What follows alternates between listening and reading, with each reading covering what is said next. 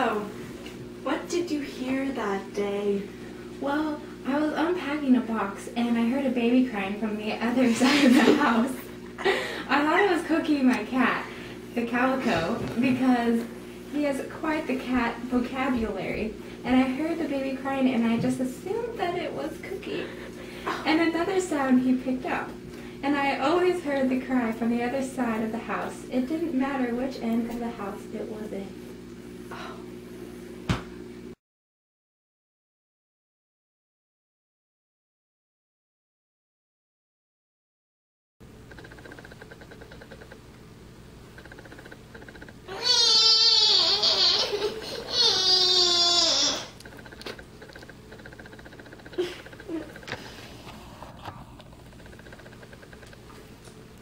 What had created the crying sounds, and I still don't. There was nothing I could do to prevent the crying sounds. I just had to let them happen.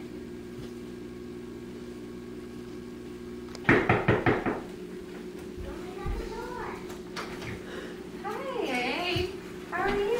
Good. I found this at a super cute flower shop in downtown. I thought we would love it. Oh, yes, I put it in my dining room. I have a great spot for it.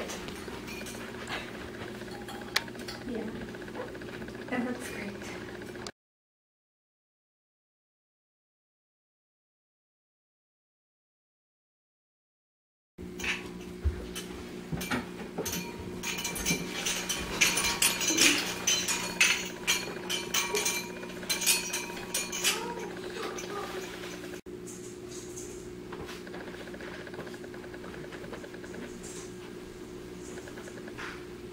So, what do you think caused the swinging of the wind chime? My first thought was that it was one of the cats that got up on the table and hit the wind chime and then heard me coming and ran away. This was the first and last time of the wind chime incident.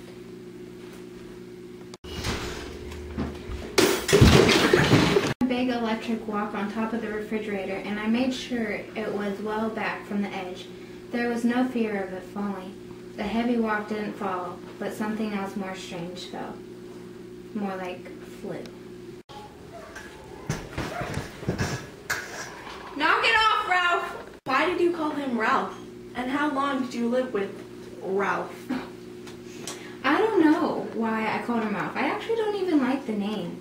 But it has been a little over 16 years that I have lived in the house with Ralph. Been any other mishaps? Yeah. One time I was letting my dogs out, and for some reason, I don't remember, I stepped outside also and closed the door completely. When I turned the doorknob to re-enter, it was locked. I ended up having to go through a window. Yeah. Come on, Ralphie. Let's go. Come on.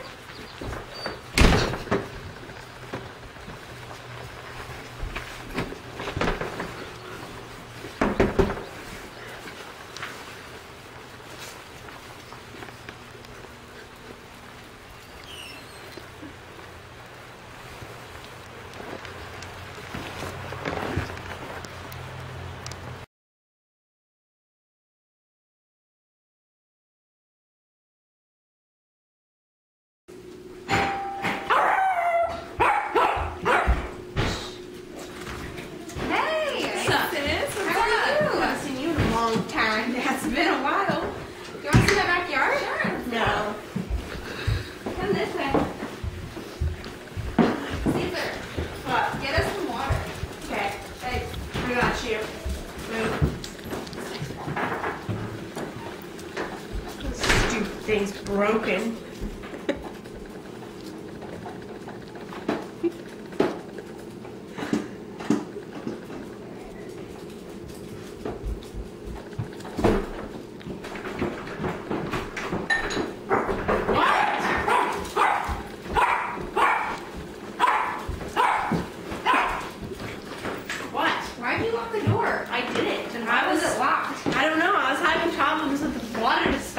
So it's just locked? Yeah, apparently. I don't know, it's your house. Your husband's weird. Your water dispenser's broken. Really? I highly doubt that. Well, it was broken a couple seconds ago. What made your door lock? Why couldn't you get water out of the water dispenser? Well, I don't know. Your house is crazy. I'm out. Peace. 7 or 8 years later, I became disabled and could not work any longer, but my daughter was going to work full-time, so I took on the responsibility of watching her daughter. So did anything weird happen with your granddaughter? Yeah, I had Mexican decorations on the wall, and they were very difficult to put up so they wouldn't fall. On several occasions when my granddaughter would be a few feet away, the decorations would fly off at her. They never hit her and couldn't have hurt if they connected with her. Eventually that game ended just like they all did, but I was certain something new would happen. And I was right, just before the Christmas of 1996. What happened? Well, to explain what happened, I need to explain an incident in late November 1996. A person that I just referred to as a friend sent me a card and a tissue. This friend wrote that the tissue had been blessed and that I was not to destroy it or discard it. I have always been one to keep letters and cards, so that was no problem. I read the letter, but the half of the tissue and the letter back in the envelope, and stuck it in the drawer in the bedroom.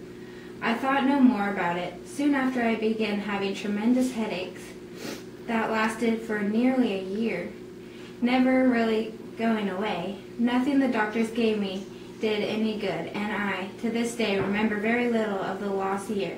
But for some reason I cannot explain, one day I did remember something. What did you remember? I don't know why, but I remembered the card and the tissue.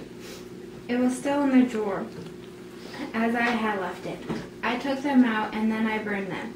Then I asked my husband, ex-husband now, to go buy me a silver crucifix.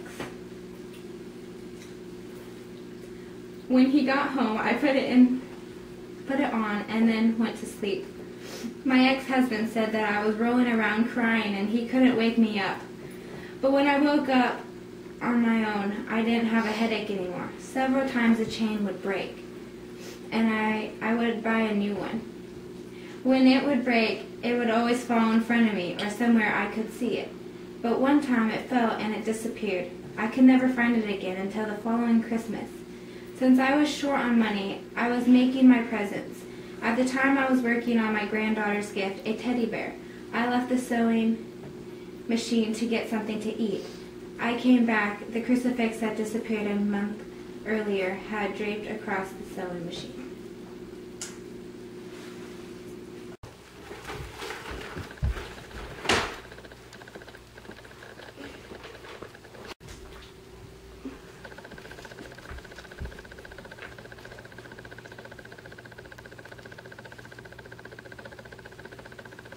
Tell me about when you saw Ralph. At the time, Cookie, my cat, had seen her better days. She was spending her last on the footstool. I walked in one day and Cookie wasn't on the footstool. Instead, I saw a pair of scuffed-up cowboy boots. I failed to look upwards towards his torso and face before he disappeared. That has been several years ago. Occasionally, the scent of that wonderful cologne fills the house of one single room. At other times, something falls that shouldn't have. Is Ralph still here? His antiques may have calmed, but yes, I believe he is here. In many ways, I hope he is still haunting the rooms of my little house. But a kinder instinct also hopes he had moved on to that better place. We tend to say the departed have gone.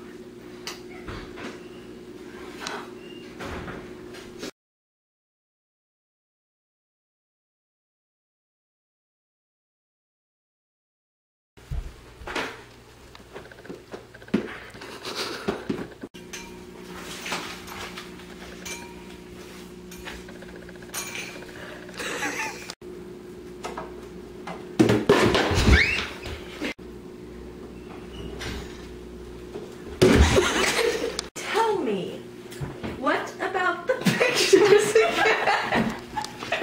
7 or 8 years later, I became disabled and could not work any longer. But my daughter was going to work full-time, and I took on the responsibility to watch her daughter. What happened with your granddaughter? Yeah.